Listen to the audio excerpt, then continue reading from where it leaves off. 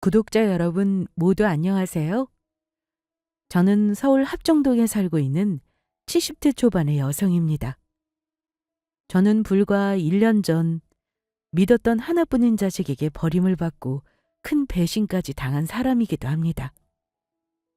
살면서 가슴 아픈 일들이 정말 많겠지만 그중 제일 가슴 아픈 일은 키워준 자식놈에게 배신을 당한 것이라고 전 감히 말씀드리고 싶습니다. 제가 당해보니 자식에게 당한 배신만큼 고통스러운 것이 없더라고요.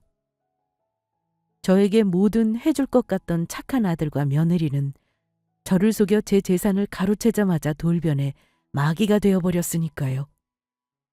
나중에는 저를 길바닥에 버리며 자식과 부모 간의 연까지 끊자고 하더라고요.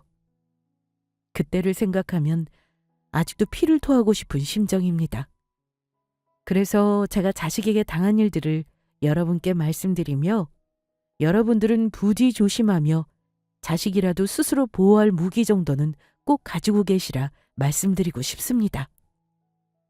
저와 남편은 시장에서 야채 가게를 운영하는 가게 사장님이었습니다. 새벽같이 일어나 물건을 떼고 또 여러 손님을 상대해야 하는 일이니 고단한 것도 사실이었지만 그래도 제법 목 좋은 곳에서 장사를 하다 보니 벌이도 괜찮아 힘들어도 꿋꿋이 해낼 수 있었어요. 그 덕에 돈도 많이 벌어 2층짜리 좋은 집에 작은 건물까지 사고 노후에 아무 걱정 없이 살 수 있게 되었고요. 게다가 하나밖에 없는 아들도 그런 부모님의 노고를 아는지 공부도 열심히 해서 대한민국에서 알아주는 명문대에 진학해 나중에는 나름 괜찮은 중소기업에 취업을 하게 되었습니다. 게다가 일을 잘해서인지 회사에서 승진도 하고 또 예쁜 며느리까지 얻어 귀여운 손주까지 낳아주었죠. 그때는 정말 더 바랄 게 없어 보였습니다. 그러나 살다 보니 세월 앞에 장사 없다는 말이 딱 맞더라고요. 그 좋은 것들을 제대로 누리기도 전에 저희 남편은 저와 가게를 접고 은퇴한 지 3년 만에 그만 암으로 세상을 떠나고 말았으니까요. 열심히 일하고 이제 쉴만하니 췌장암 사기라는 판정을 받고 제대로 된 치료도 못 해보고 제 곁을 떠나고 만 것입니다. 그때의 허무함이란 정말 이루 말할 수 없는 것이었죠.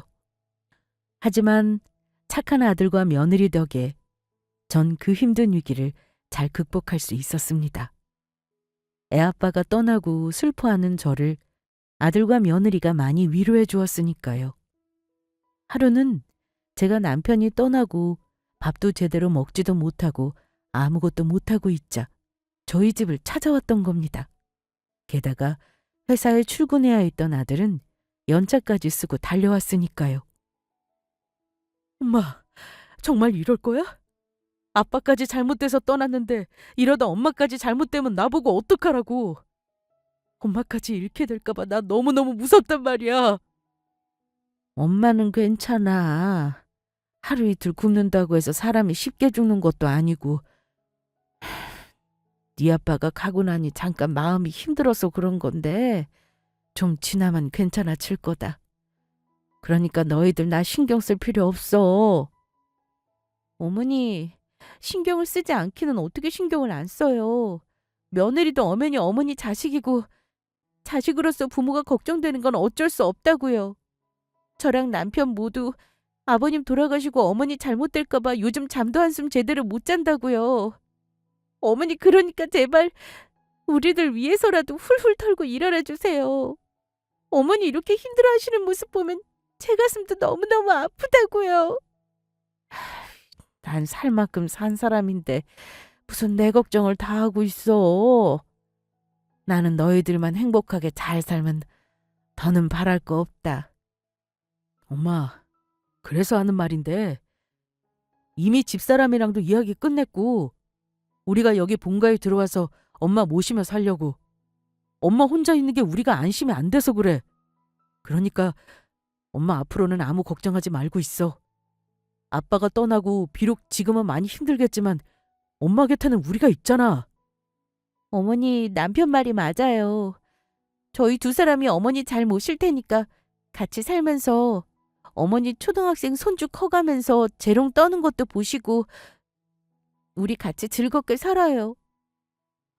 그게 정말이냐? 그런데 나랑 살면 너희들이 힘들지 않겠어?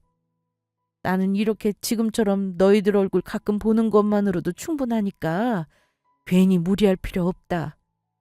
아니야, 엄마. 우리가 엄마랑 같이 살고 싶어서 그래. 그러니까 엄마 제발 그렇게 하자. 그래요. 제가 어머니께 정말 잘할게요. 그러니까 우리 같이 살아요. 그렇게 말해줘서 정말 고맙다. 그러면 너희들 말대로 우리 즐겁게 함께 살아보자.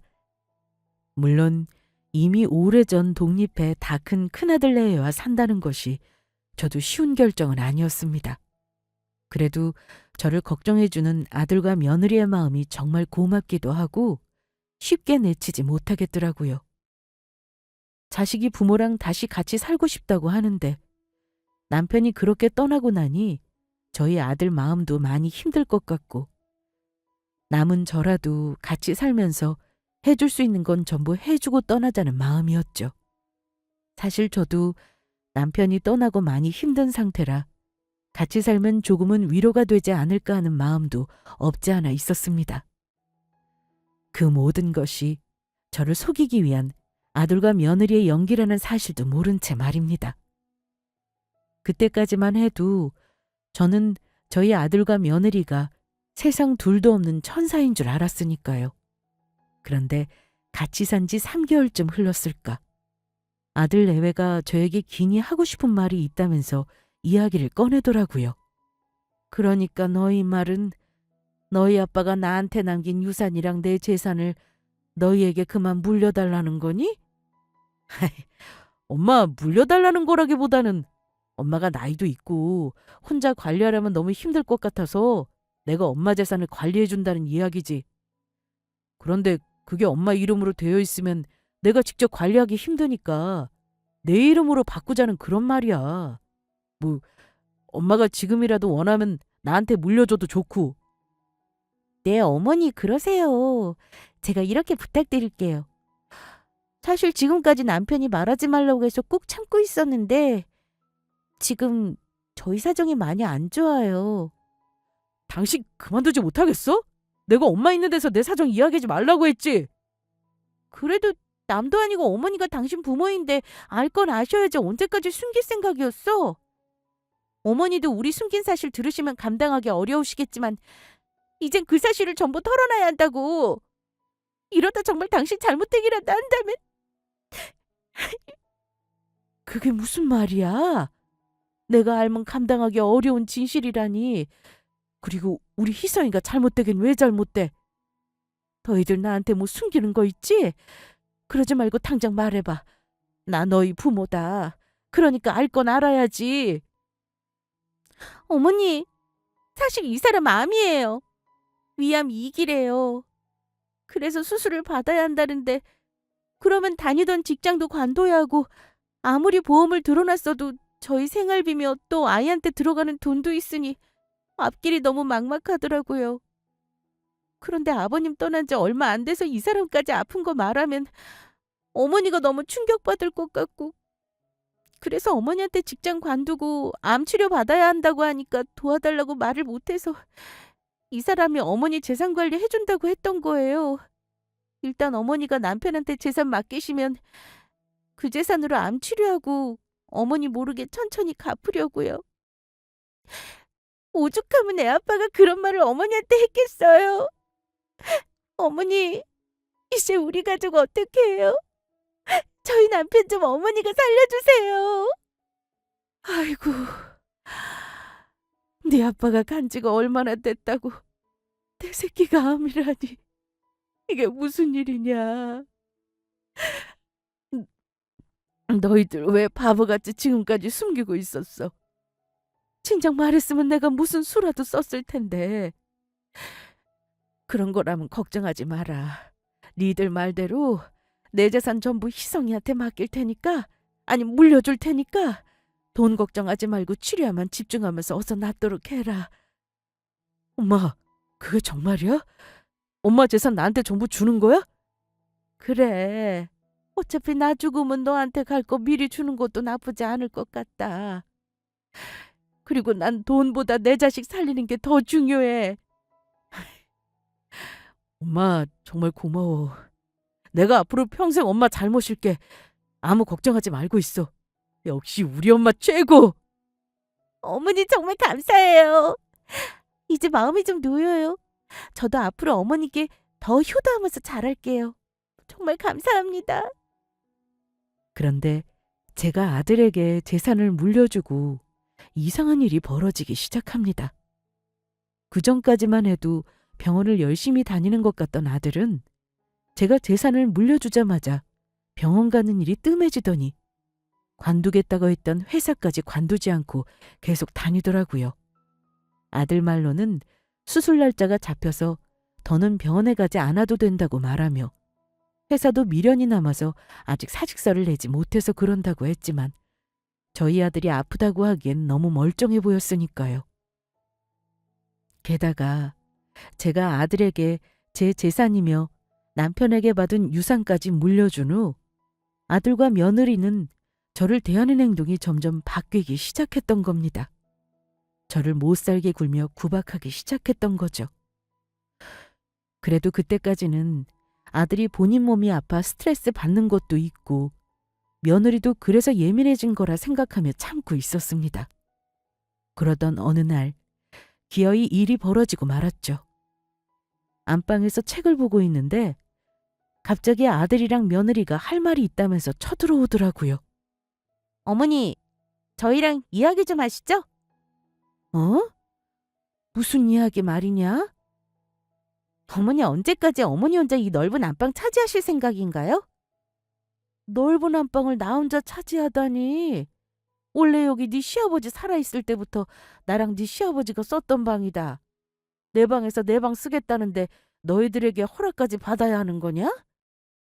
어머니, 정말 뻔뻔하시네요. 왜 이 집이 어머니 집이에요? 집주인이 바뀐 적이 언젠데. 이제 이 집 저희 남편 집인 거 잊으셨어요? 그리고 아들이 암에 걸려서 아프다고 하면 편하게 쓰라고 안방을 내어주지는 못할 망정 어떻게 양심도 없이 계속 이 넓은 방을 어머니 혼자 쓰실 생각을 하세요? 긴 말하지 않겠어요. 어머니 이 안방에서 방 빼시고 2층 작은 방으로 옮겨주시죠. 아니, 너희들이 쓰던 방도 아니고 지금 이 집에서 제일 작은 구석방으로 나보고 옮기라는 거냐? 엄마 그 소리야? 아들이랑 며느리가 나이 많은 엄마 모시고 사는 것도 감지덕지 해야 하는 판에 아픈 아들 두고 엄마가 제일 좋은 방 쓰는 건 좀 아니지 않아? 그리고 우리가 쓰던 방은 엄마 손주한테 주기로 했다고. 나이 들었으면 사람이 욕심도 버리고 해야지. 엄마 나이 들어서 욕심 부리고 하면 사람들한테 추하다는 소리밖에 안 듣는다고.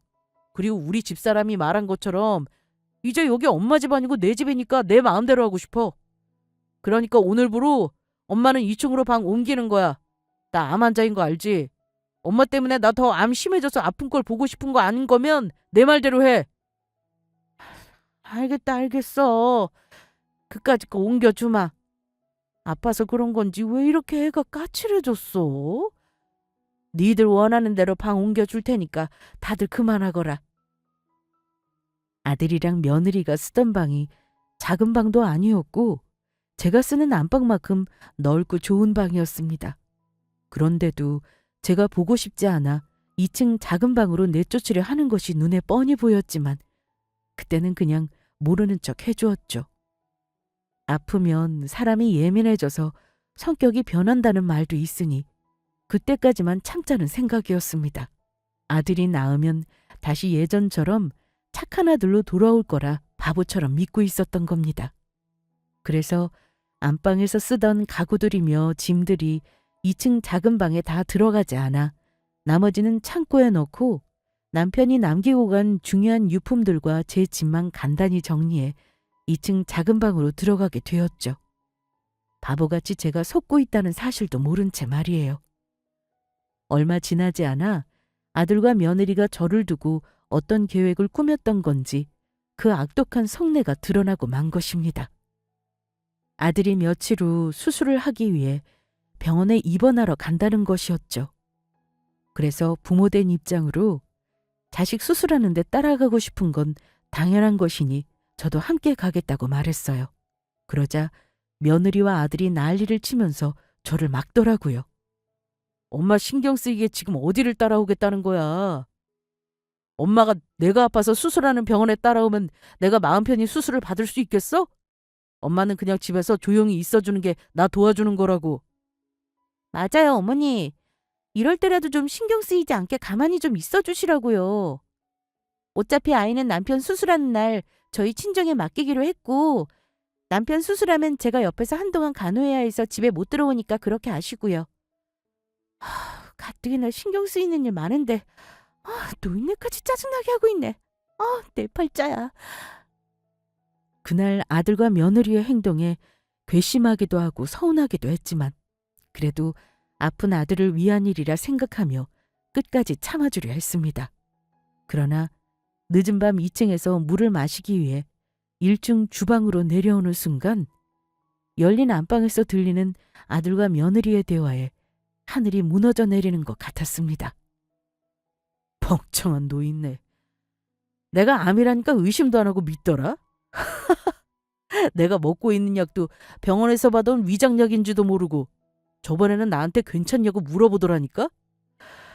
뭐 그 덕에 노인네 재산을 전부 빼앗을 수 있었지만. 그런데 이제 어머니 재산도 전부 우리 거 됐겠다. 당신 어머니는 언제 내쫓을 거야? 노인네랑 같이 사는 거 다 답답하고 싫단 말이야. 돌아다닐 때마다 노인네 냄새나는 것 같고 짜증나 죽겠어. 걱정하지 마. 우리가 이렇게 구박하는데도 나가지 않겠다면 나도 다 생각하고 있는 방법이 있으니까 당신은 나만 믿고 있어. 일단 우리 제주도로 가는 이번에 가족여행이나 잘 다녀오자고. 내가 이날을 위해 회사에 휴가도 미리 받아놨었다고. 그나저나 당신 수술한다고 하고 우리끼리만 여행 다녀오는 거 어머니한테 들키진 않겠지? 걱정하지 마. 그런 눈치가 있는 노인네면 내가 암 아닌 것도 벌써 눈치채고 남았을 텐데 아직도 모르잖아. 하긴 당신 말이 맞다. 이게 얼마만의 가족여행이야. 너무 신난다. 저는 아들과 며느리가 하는 대화에 놀라 재빨리 제 방으로 올라왔습니다. 그리고 떨리는 심장을 부여잡으며 배신감에 몸을 떨었죠. 저에게 암이라고 했던 것도 저를 평생 모시고 같이 살겠다고 했던 말도 전부 거짓말이었던 겁니다. 저의 재산을 노리고 아들놈이 며느리와 짜고 벌인 일이었죠. 어쩐지 아프다는 애가 병원도 잘 안 가고 너무 멀쩡해 보이는 게 이상하다 싶었는데 저를 속이고 있던 겁니다. 게다가 위암이라 남편이 알았던 췌장암이랑은 전혀 다르니 자식의 말만 철석같이 믿고 있었던 저는 이상함을 감지하지 못하고 있었던 겁니다. 참으로 바보 같게도 말이에요. 암으로 남편이 먼저 떠나고 또다시 암으로 자식이 떠날까 걱정하는 제 마음을 아들놈과 며느리가 이용했던 것이죠. 이 세상에 저 혼자 남겨진 것 같은 게 남편 생각을 하며 제가 그날 얼마나 울었는지 모릅니다. 제 속으로 나온 믿었던 자식에게 배신을 당한 그 기분은 말로 설명하기 어려웠죠. 그래서 어떻게든 복수를 해주고 싶은 마음이었어요. 우선 제가 아들에게 준 재산부터 돌려받을 생각이었죠. 남편과 어렵게 모은 재산을 아들놈에게 이렇게 속절없이 빼앗길 수는 없었으니까요. 그래서 아들놈의 가족들이 제주도로 여행을 가 있는 동안 변호사를 만나봤는데 아들이 암에 걸렸다고 속여 저의 재산을 물려받았다는 증거나 저를 잘 모시는 대신 재산을 물려준 것이라는 뚜렷한 증거가 없는 이상 재산을 돌려받기 힘들다고 하더라고요. 재산을 물려주면서 공증이나 각서, 하물며 작은 증거라도 있어야 하는데 아들놈의 말만 믿고 아무것도 받아놓은 게 없던 것입니다. 아들놈과 며느리가 저를 쫓아낼 계획까지 세우고 있는 상황에서 그저 앞길이 막막하기만 했습니다. 그런데 여행을 다녀온 지 며칠 안 된 아들이 저에게 뜻밖의 이야기를 했습니다. 제가 얼마 있으면 곧 생일이니 선물로 몰래 예약을 해놨다면서 친구와 여행을 보내준다는 것이었어요. 그런데 순간 저는 이상함을 바로 직감했습니다. 아들놈이 저를 내쫓으려는 상황에서 여행을 보내준다는 것 자체가 너무 이상했으니까요. 그래서 저는 알겠다고 하고 친구에게 사정을 설명해 말을 맞춘 후 같이 여행을 가는 척 했습니다. 그리고 한두 시간 정도 동네 주변에 숨어 있다가 친구와 함께 집으로 돌아가니 집안에서 엄청난 광경이 벌어지고 있었습니다. 아들놈이 저 몰래 이미 집까지 팔았는지 저만 빼고 이사를 가던 중이었던 겁니다. 순간 이성을 잃은 전 여행 가방을 집어던지고 집 대문 앞에서 이삿짐 나르는 걸 지켜보던 아들놈의 멱살을 잡았습니다. 너 이놈, 나 없는 사이 뭐 하려고 했던 거야? 나 빼놓고 지금 집까지 팔아서 몰래 이사 가려고 했지? 여긴 네 아빠랑 내 집이라고. 어떻게 네가 나한테 이럴 수 있어? 그러자 아들놈은 제 손을 뿌리치며 저를 바닥에 내팽개쳤습니다. 이 노인네가 정말 짜증나게 왜 이래? 그리고 왜 이 집이 아빠랑 엄마 집이야? 이 집 엄마가 나한테 준 거 벌써 잊었어? 여기 엄연히 내 명의로 된 내 집이었고 내가 살기 싫어 떠나겠다는데 엄마가 무슨 상관이냐고? 너 나한테 뭐라고 그랬어? 내가 너한테 재산만 물려주면 나 잘 모시고 살겠다고 했지? 네 놈은 이게 나한테 잘하는 거냐? 그리고 내가 모를 줄 알아? 너 암 걸렸다고 한 것도 전부 거짓말인 거 진작 눈치채고 있었다. 그러니까 나한테 사기쳐서 뺏어간 내 재산 전부 돌려내. 내 재산 전부 돌려달라고! 줬으면 그만이지 치사하게 정말. 그리고 증거 있어? 증거라니. 무슨 증거? 내가 암이라고 엄마 잘 모시겠다고 거짓말해서 엄마가 나한테 재산 준 거라는 증거라고 어디 있냐고. 그리고 엄마가 이제 나이 들고 머리 나빠져서 그때 상황을 잘못 기억하고 있는 것 같아서 내가 다시 설명해 줄게.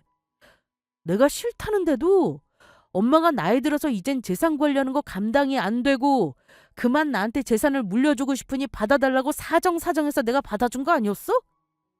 그래놓고 이제 와서 왜 딴소리인데. 엄마 혹시 치매야? 이제는 하다 거짓말까지 뻔뻔하게 하는구나. 내가 언제 내 재산을 너한테 받아달라고 사정했어? 니놈이 암이라고 치료받아야 하는데 니들 생활비랑 애들 키우는데 돈이 들어가서 힘들다며 나한테 달라고 했었잖아. 내가 너희들 전부 고소해서 내 재산 전부 돌려받을 거다. 어디 해볼 수 있으면 해보든지. 아무리 엄마 말이 진실이라고 한들 증거가 없는 이상 법정에서 엄마 편 들어줄 사람은 절대 없을 테니까 내가 이미 법적으로 전부 알아봤거든? 나도 법정 가면 지금 말한 것처럼 내가 싫다는데 엄마가 재산 굳이 물려준다고 해서 어쩔 수 없이 받은 거라고 말하면 되니까. 그러게 아무리 자식이라도 돈 문제만큼은 확실히 했었어야지. 벙초한 할망구 같으니라고. 나는 우리 가족들이랑 이사 갈 생각이니까 앞으로 엄마 인생은 엄마가 알아서 살아. 그 나이 먹었으면 엄마 앞가림은 엄마가 알아서 해야지. 언제까지 자식한테 빌부터 살 생각이었어? 나 더 이상 엄마 얼굴 보기도 싫고 우리 앞으로 남남으로 각자 인생 살아. 나 이사 간 집 찾아와도 엄마 만나줄 생각 없으니까 꿈도 꾸지 말고. 만약 찾아오기만 해봐. 그때는 내가 확 스토커로 신고해버릴 테니까. 내 말 명심하는 게 좋을 거야. 아들은 그렇게 말하고 며느리와 손주만 데리고 이사를 가버렸습니다. 저 혼자 길바닥에 내팽개쳐져 하염없이 눈물을 흘렸죠. 그리곤 억울한 마음에 제 가슴을 치고 뺨을 때리며 울었습니다. 아이고, 내가 병신이지, 병신이야. 내가 저런 것을 믿고 남편이 준 재산까지 다 줘버렸으니 내가 병신이야, 내가 병신. 제가 정신이 나가 미친 사람처럼 제 가슴을 때리며 울부짖자 모든 광경을 지켜보던 친구가 그런 제 손을 꼭 잡더니 껴안고 말했습니다. 길순아, 정신 차려.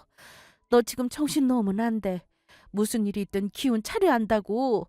저깟 것은 네 자식 아니라고 생각하면 살면 돼. 불쌍한 우리 길순이. 네가 네 아들을 어떻게 키우는데 이럴 수가 있니? 어떻게 이래? 애명아, 나 이제 어떡하니? 자식놈이 나한테 사기쳐서 내 재산까지 홀랑 다 뺏고 도망갔다. 다른 인간도 아니고 자식놈에게 사기당했어. 나 앞으로 어떻게 살아? 아이고, 우리 불쌍한 길순이. 저는 며칠 동안 친구 집에서 지내다가 친구가 급한 대로 빌려준 돈으로 반지하방을 얻어 생활하게 되었습니다. 나중에 잘 살게 되면 갚으라고 했지만 제 나이 살면서 잘 살게 될 일은 없을 거고 친구가 그냥 주면 제가 안 받을 것 같으니 빌려준다는 명목으로 저에게 집 구할 돈을 준 거나 마찬가지였어요. 자식도 저를 버린 마당에 피 한 방울 안 섞인 친구가 저를 살려줬던 겁니다. 하지만 당장 먹고 살 것이 문제였습니다. 정부에서 나오는 노인연금이 있다고 해도 얼마 되지 않은 돈으로 먹고 살기가 빠듯했던 겁니다.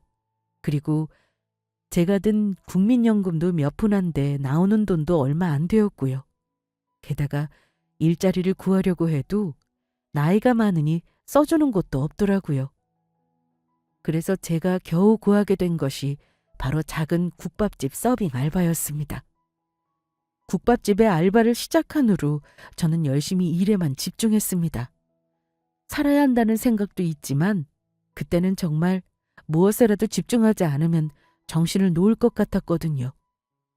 그러던 어느 날 유난히 날이 좋았던 날이었는데 저희 식당으로 국밥을 먹기에는 어울리지 않은 한 중년의 신사분께서 들어오시는 것이었어요. 그리곤 국밥 한 그릇을 시키더니 제가 국밥을 내려놓자마자 중년 신사분이 저의 손을 덥석 잡는 것이었죠. 형수님 맞으시죠? 밖에서 보는데 모습이 너무 눈에 익는 게 이 근처 시장 조사 나왔다가 형수님인 것 같아서 들어와 봤습니다. 누구신지... 형수님, 저 모르시겠어요? 저 은석이 형님 고향 후배 제식입니다. 제가 그동안 은석이 형님이랑 연락하려고 얼마나 애썼는지 아세요? 권 사장님인 거예요? 아이고, 권 사장님, 이게 얼마만이에요? 그때 미국 가서 사업하면서 잘 산다는 소식은 들었지만 이렇게 다시 보니 반갑네요. 그제야 중년 신사가 누구인지 알 수 있었습니다. 남편 고향 후배로 젊은 시절부터 저희 부부와 자주 연락하며 친하게 지내던 사람이었죠. 권 사장님은 한국에서 식품 유통 사업을 하다가 가족들과 미국으로 이민을 가면서 연락이 끊기게 되었는데 뜻밖의 장소에서 다시 만나게 된 것이죠. 연락이 끊기기 전 미국에서도 한국에서 했던 것처럼 식품 유통 사업이 시작했다고 했는데 권 사장님은 사업에 성공한 것인지 누가 봐도 멀끔한 성공한 사람의 모습이었죠. 그런데 두 분 능력이면 형수님이 딱히 돈 벌어야 할 이유도 없을 텐데 왜 여기서 일하고 계신 거예요? 이번에 한국 들어오면서 형님이랑 형수님이랑 어떻게든 찾아서 만나뵈려고 했는데 이렇게 만나서 얼마나 다행인지 모릅니다. 정말 감회가 새롭네요. 이게 정말 몇 년 만인가요? 형수님, 형님은 잘 계신 거죠? 권 사장님, 사실은 그게 말이에요. 권 사장님, 저 어쩌면 좋아요. 나 앞으로 어떻게 살아요? 형수님, 그게 무슨 말씀이십니까?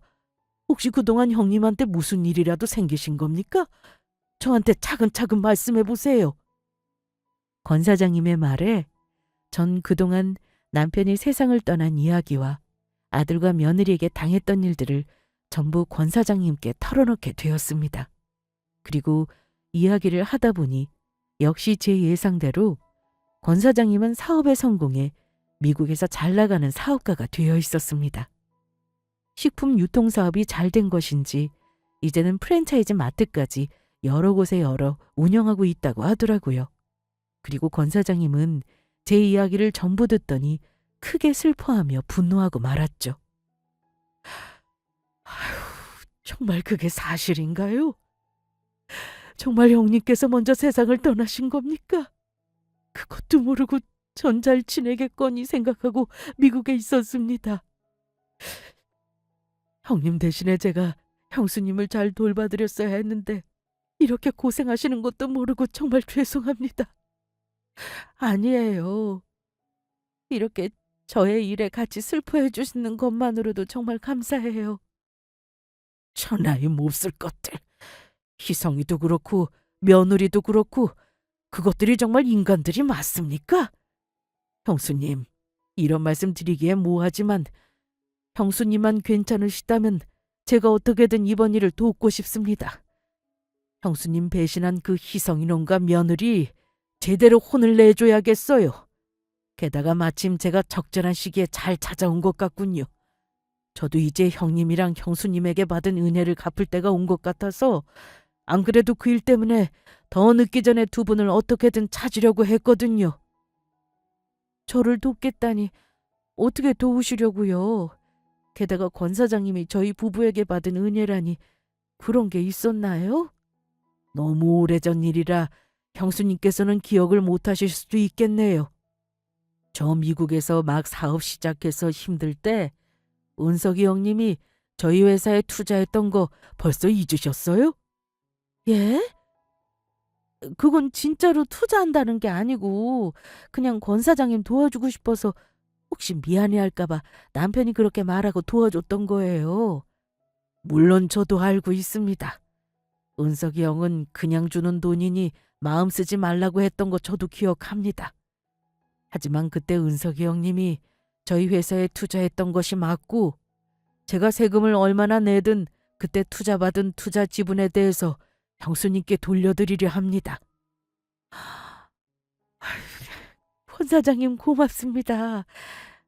하지만 듣기만 해도 권 사장님이 크게 성공하신 것 같은데 제가 아무리 힘들어도 그런 큰 회사 지분을 아무 대가 없이 받을 수는 없을 것 같아요. 그러니까 마음만 받겠습니다. 형수님, 아닙니다. 저는 그때 분명히 은석이 형 도움으로 막 망하려고 했던 사업을 성공시킬 수 있었고 그러니 당연히 권리가 있는 겁니다. 만약 받지 않으시면 제가 더 미안할 것 같으니 받아주십시오. 안 그러면 저 형수님이 받으신다고 할 때까지 미국에 안 가고 계속 찾아올 겁니다. 권 사장님, 그러면 제가 진짜 받아도 될까요? 정말로 고맙습니다. 무렴요. 받아도 되고 말고요. 충분한 그런 권리 있으십니다. 그런 김에 제가 아까 말씀드린 것처럼 먼저 떠난 형님 위해서라도 희성이 그놈을 제대로 혼내줘야 할 것 같습니다. 형수님은 그냥 저만 믿고 따라오십시오. 모든 일은 제가 처리하도록 하죠. 권 사장님은 급한 대로 제가 살 좋은 집과 차까지 마련해 주었습니다. 그러면서 어떻게 하면 저희 아들과 며느리를 혼쭐 내줄지 생각하며 저희 아들에 대해 조사를 하기 시작했고 아주 뜻밖의 사실을 알게 되었죠.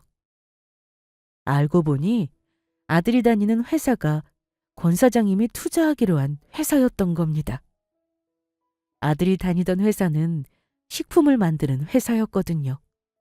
그런데 요즘 K푸드라고 해서 한식이 크게 인기를 끌고 있어서 이미 미국에 진출하고 있던 아들놈의 회사에 투자하기 위해 그 투자건으로 권 사장님이 이번에 미국에서 한국으로 직접 왔던 겁니다. 하지만 제가 모르고 있던 사실은 그뿐만이 아니었어요. 아들이 인터넷 도박을 해서 저한테 뺏은 그 많은 재산을 전부 날리고 말았던 겁니다. 이사간 집도 저당을 잡힌 상태라고 하더라고요. 게다가 회사 다니면서 회사 몰래 거래처들을 압박해 뇌물을 받고 술접대까지 받았다는 이야기였죠. 그래서 권 사장님의 계획은 그랬습니다. 아들 회사 사장과 아들이 있는 자리에서 아들놈의 비리를 전부 폭로하고 저에게 벌인 만행까지 전부 밝힐 생각이었던 겁니다. 제대로 혼쭐을 내줄 생각인 것이었죠. 그래서 권 사장님이 저희 아들 회사에 투자 계약을 하러 가는 길, 저도 같이 따라가게 되었습니다. 그리고 저는 권 사장님이 저희 아들 회사 사장님과 아들놈을 만나는 동안 아래 로비에서 기다리기로 했고요. 그리고 대화 내용은 권 사장님이 사람들 모르게 저에게 전화해 휴대폰을 통해 듣게 해주기로 했습니다. 제가 모든 상황을 잘 알 수 있도록 말이에요. 그리고 권 사장님이 회사 안으로 들어간 지 얼마 안 돼. 저에게 전화가 걸려왔고 전 권 사장님 그리고 아들 회사 사장님과 저희 아들놈이 어떤 대화를 나누는지 직접 들을 수 있었습니다. 그리고 얼마 지나지 않아 권 사장님이 아들 회사에 투자할 수 없다는 내용을 휴대폰을 통해 들을 수 있었죠. 예? 권 대표님, 아무래도 제가 잘못 들은 것 같아서 다시 여쭤보는데 방금 뭐라고 하셨습니까? 이미 권 대표님께서 미국에서 오기 전부터 저희 회사랑 조율이 끝난 부분인데 갑자기 저희 회사에 투자를 할 수 없겠다뇨? 도대체 그게 무슨 말씀이신지. 말한 그대로입니다. 저희 회사 주요 투자자 중 한 분께서 박희성 부장이라는 김 사장님 옆에 앉아있는 인간 때문에 큰 화를 당해서 저 친구가 계속 이 회사에 있는 거라면 투자를 반대한다고 하셔서 말입니다. 그래서 박 부장 나부랭이라는 저놈이 여기 회사에 다니는 동안 저희가 김 사장님 회사에 투자하기는 어려울 것 같습니다. 뭐라고요? 박 부장, 도대체 이게 어떻게 된 건가? 정말로 권 대표님 회사 투자자분께 무슨 실수라도 저질렀던 건가? 에? 제가 말입니까? 이건 정말 당치도 않습니다. 제가 어디 가서 그런 큰 실수를 할 사람이 아닌데 억울하다고요. 이건 모함이 분명합니다. 누군가 권 대표님 회사와 저희 회사를 이간질하려고 벌인 음모가 분명하다고요. 그러니 권 대표님께서 그 주요 투자자분이라는 분을 저와 만나게 해주신다면 제가 직접 뵙고 해명해드리도록 하겠습니다. 그 투자자라는 분 지금 어디 계십니까? 제가 당장 가서 만나겠습니다. 어디 갈 필요는 딱히 없을 것 같습니다. 그 투자자분께서 그동안 본인에게 악행을 저질렀던 박 부장 당신의 얼굴을 직접 보고 혼내주겠다면서 저랑 같이 회사에 오셨으니까요. 아래 로비에서 기다리고 있으니 그렇다면 바로 모셔오도록 하죠. 이 회사와 계약할지 안 할지는 전부 그 투자자분 손에 달려있다는 것만 잘 기억하셨으면 합니다. 강 비서, 가서 여사님 어서 모셔오세요. 그리고 회사 로비에서 기다리고 있던 저는 몇 분 지나지 않아 미국에서부터 권 사장님이랑 같이 왔던 권 사장님 비서분의 안내로 저희 아들이 있는 사장실로 가게 되었습니다. 그렇게 비서분이 문을 열어주었고 저는 긴장된 마음이었지만 고개를 당당히 들고 사장실 안으로 들어갔습니다. 그리고 제가 사장실에 들어가자마자 저와 눈이 마주친 아들놈은 순간 몹시 놀란 표정을 짓더라고요. 엄마가 여기는 무슨 일이야? 나 찾아오지 말라고 했지. 그런데 귀찮게 내 회사까지 찾아오면 어떡해? 지금 이 자리가 우리 회사 사활이 걸린 얼마나 중요한 자리인데 아무 생각도 없이 이게 무슨 짓이냐고. 다들 놀라셨을 텐데 신경 쓰지 않으셔도 됩니다. 저희 엄마인데 요즘 치매인지 정신이 약간 이상해져서 안 그래도 병원에 입원시키려고 했거든요. 지금 당장 제가 해결하고 올 테니까 편안하게 투자자분 기다리시면 됩니다. 내가 지금 여길 너 보러 찾아온 것 같아? 나도 지금 내일 보러 온 건데 너야말로 지금 이게 무슨 짓이야? 엄마가 여기 무슨 볼 일 있어? 이 할망구가 아직도 정신을 못 차리고. 나중에 나한테 제대로도 혼나봐야 정신 차리지. 내가 따끔한 매운맛을 보여주기 전에 얼른 여기서 나가라고. 그러자 아들놈의 말에 권 사장님이 나서 이야기했습니다. 박 부장인가 뭔가는 니놈. 지금 우리 회사 투자자분께 뭐하는 짓이야? 당장 그만두지 못하겠어? 예? 권 대표님, 그게 무슨 말씀인지요? 저는 그냥 저 괴롭히려고 쫓아온 저희 엄마를 내쫓으려고 한 것밖에 없는데 저희 엄마가 권 대표님 회사 투자자분이라뇨? 이렇게 된 거 제가 빨리 소개를 하도록 하죠. 저 박 부자인가 뭔가 하는 정신 나간 놈이 저희 투자자분에게 더 실수하기 전에 모두 인사하시죠. 저희 회사 주요 투자자분이신 최길순 여사님이십니다. 우리 엄마가 권 대표님 회사 중요한 투자자라니 도대체 그게 무슨 말씀입니까? 저희 엄마가 무슨 돈이 있어서요? 엄마 나한테 지금 전 재산 다 뺏겨서 일원 한 푼도 없을 텐데. 몰랐었나? 자네 아버지가 우리 회사 초창기 때 도와주신 주요 투자자분이시라는 거. 내가 미국 가서 사업할 때 힘들어하는 거 보고 형님께서 나한테 투자를 하셨거든. 그때 형님께서 나 도와주고 싶어도 가족들 생각해서 고민하며 못하고 있었던 거. 형수님께서 힘들어하는 내 모습 보고 먼저 도와주려고 이야기해서 도와주실 수 있었어. 그때 만약 형수님이랑 형님께서 나를 도와주지 않으셨다면 벌써 우리 회사는 망하고 없었다고. 그런데 그때 그 투자를 형님께서 자네 엄마 이름으로 하셨거든. 우리 회사 지분 3%가 전부 형수님 거네. 그러면 저희 회사 투자를 반대하신다는 주요 투자자분이 저희 엄마라는 말씀인가요? 그걸 이제 알아들은 건가? 형수님 지분이 3%라지만 나한테는 어떠한 의미로든 중요한 투자자분이라 형수님이 싫다는 일은 난 절대 할 생각이 없다고. 이 괘씸한 놈. 하나뿐인 아들 어렵게 키워놨더니 우리 형님 돌아가시자마자 네가 우리 형수님 속에서 재산 전부 빼앗고 내쫓았다며? 그것도 우리 회사 살려주신 은인이나 다름없는 형수님을. 네 놈이 그러고도 사람이야? 나랑 우리 회사 살려준 은인인 형수님을 괴롭힌 네 놈이 이 회사에 있는 동안 난 여기 회사에 투자할 생각 전혀 없으니까 그렇게 알아. 박 부장, 이게 무슨 일인가? 지금 자네 때문에 우리 회사까지 큰 피해를 보게 생겼다고. 그리고 부모 재산까지 빼앗고 내쫓았다는 게 정말 사실인가? 이런 인간 같지도 않은 짐승놈이 지금까지 내가 주는 월급 받으면서 밥 벌어먹고 살고 있었어? 아닙니다. 전부 오해예요.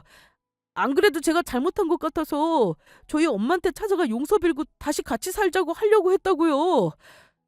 앞으로는 제가 엄마 잘 모시면서 효도하겠습니다.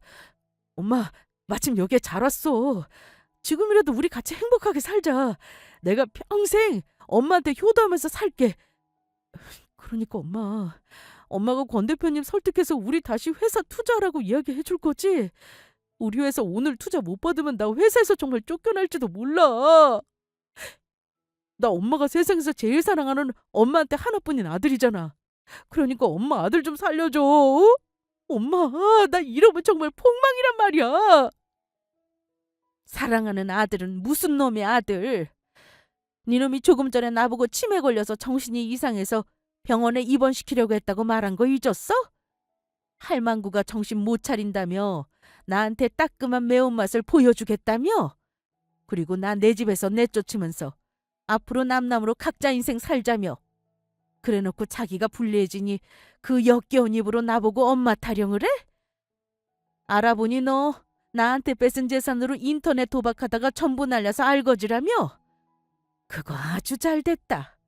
하늘도 너같이 부모한테 감사한 줄 모르고 악행만 저지른 내 놈한테 벌을 내리려 하는 것 같으니 네 놈이 폭망하든 말든 내 알 바 아니고 앞으로는 네 놈 말대로 남남으로 살아보자. 나는 네 놈이 회사에 있는 이상 권 사장님 절대 투자 못하게 막을 거라고 그 말하려고 왔던 거니까. 아니 엄마, 그러면 안 된다고. 엄마 말대로 나 지금 인터넷 도박해서 있는 재산 전부 날아가게 생겼어. 그래서 나 이 회사에서 잘리면 정말 끝장이란 말이야. 엄마 제발 나 좀 살려줘. 아들놈이 저에게 살려달라고 매달리는 동안 권 사장님이 서류 하나를 아들놈 사장에게 내밀었습니다. 알아보니 박 부장 저놈이 회사 몰래 거래처를 압박해 뇌물에다가 술 접대까지 받으면서 단단히 한몫 챙기고 있었더군요. 이미 박 부장에게 어쩔 수 없이 뇌물이랑 술 접대했던 여러 회사 관계자가 저에게 제보를 해줬습니다. 박 부장 때문에 못 살겠으니 제발 살려 좀 달라고요. 제가 투자하려고 했던 회사가 힘없는 회사 협박해서 뇌물이나 받는 인간을 직원으로 두는 저질스런 회사였다니 정말 실망을 금치 못하겠습니다. 저도 전혀 모르고 있던 사실입니다. 감히 회사 몰래 뇌물을 받고 있었다니. 박 부장, 지금 니놈이 무슨 짓을 했는지 알기나 해? 권 대표님, 그리고 최 여사님, 제가 박 부장을 조치해서 빠르게 자르도록 하겠습니다. 그러니까 저희 회사에 한 번만 기회를 주십시오. 정말 저희 회사에는 이번이 황금 같은 기회라 절대 놓칠 수가 없어서 그럽니다. 다들 뭐 하는 건가? 박 부장 당장 사장실에서 내쫓지 않고 우리 회사에 피해나 주는 하나도 쓸모없는 저놈 당장 내쫓으라고. 아들 회사 사장의 한마디에 저희 아들놈은 사람들의 손에 이끌려 질질 끌려나가게 되었습니다. 그러자 아들놈이 끌려가는 와중에도 저에게 애걸하며 말하더군요. 엄마! 엄마 내가 잘못했어. 내가 죽일 놈이야. 그러니까 제발 나 좀 살려줘. 엄마! 지금 내가 하는 말 똑똑히 새겨들어. 내 재산 나 죽어도 니놈에게 한 푼도 가는 일 없을 거다. 내가 니놈이 절대 못 가지도록 펑펑 쓰다가 전부 사회에 환원해버리고 떠날 생각이거든. 부모 버리고 돈 선택한 건 니놈이니 어디 알아서 잘 살아봐라. 안 돼! 안 돼, 엄마! 가슴은 아팠지만 아들과 저희 모자지간의 인연은 그렇게 끝나게 되었습니다. 그리고 얼마 지나지 않아 저희 아들은 회사에서 잘렸다는 소식을 듣게 되었죠. 게다가 결국 인터넷 도박으로 진 은행이며 주변 사람들에게 진 빚을 갚지 못해 살던 집까지 빼앗기고 알거지가 되었다고 하더라고요. 그래서 아들놈은 같이 죽고 못 살던 며느리에게 이혼까지 당하고 홀로 고시원 생활을 하고 있다고 합니다. 며느리가 글쎄 아이만 데리고 홀랑 친정으로 도망을 가버렸다고 하더라고요. 그래서 아들놈은 아직 갚을 빚이 많이 남았는지 막노동 일을 하며 빚을 갚고 있다고 해요. 며느리도 저희 아들을 버리고 갔지만 손주 녀석을 먹여 살리느라 공장 직원으로 취직을 해 일을 하고 있다고 합니다. 그리고 전 권 사장님에게 받은 회사 지분을 일부 정리해 제가 힘들 때 집을 얻도록 도와줬던 친구에게 집을 하나 선물해 줬습니다. 친구가 먹고 사는 데는 문제가 없었지만 잘 사는 편은 아니어서 방 2칸짜리 작은 빌라에 살고 있었거든요. 그래서 제가 친구가 빌려준 돈 대신 아파트 한 채를 사주었죠. 그곳에서 앞으로 편하게 살라고요. 그러자 친구는 고맙다며 눈물을 흘리더라고요. 그리고 저희 재산 일부를 이미 저처럼 고생하며 가난한 노인분들을 위해 쓰라고 권 사장님께 부탁해 기부를 해놓은 상태입니다.